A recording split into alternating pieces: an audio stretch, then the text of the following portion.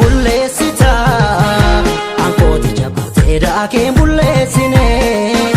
maana dheessita ala malee kaayoo sinneessine ma bulleessita ankooti jabaatee daakeen bulleessine maana dheessita ala malee kaayoo sinneessine sayida malee miti dubbiina gadi yaadde nanni bindame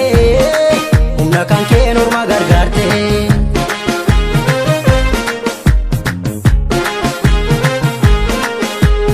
ilkaa'u jiraata ta'e kan nu gidduu nyaatuun sifaa'u hinnisu maaddii ulfina qabu kana ormaaf laannee maaliif bullaa gabu garaa lama maaliif bullaa gabu ormi nyaata maaliif bullaa gabu garaa beela maaliif bullaa gabu ormi nyaata maaliif bullaa gabu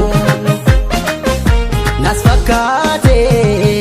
sis fakkaacha addanuu baasuuf kan oolu itti yaade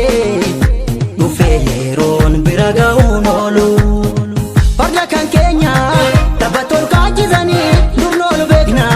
wallu wallaalchisanii farda kan keenya tapha tolkaachisanii durnoolu beekna wallu wallaalchisanii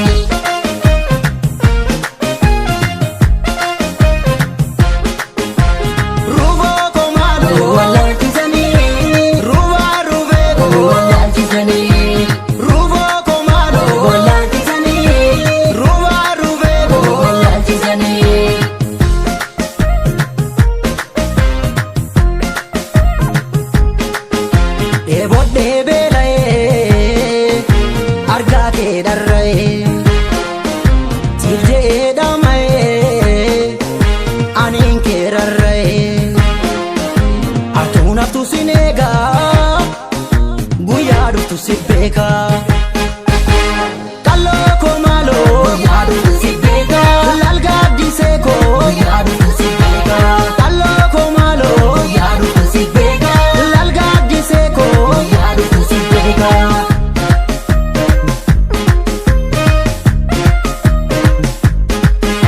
kan darbe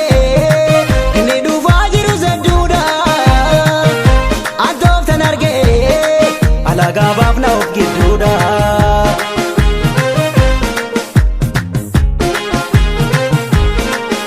hin milkaa'u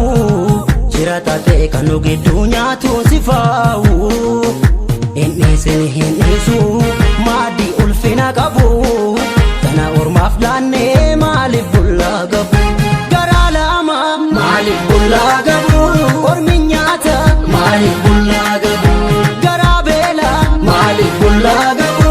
ormi nyaata maaliif bullaa gabu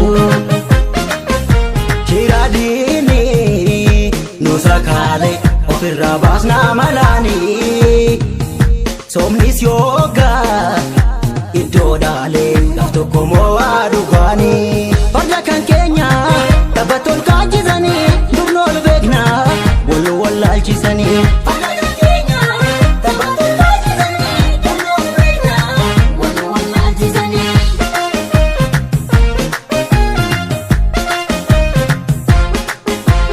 ruuboo koo maaloo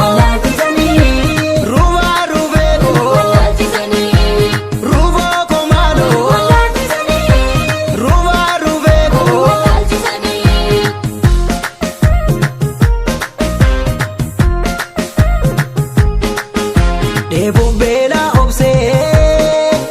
wallaalaa koos horsee ijjiitii koos dhoksee akka keenyas tiksee atuun haftu sin eegaa guyyaa dhuftu si beekaa.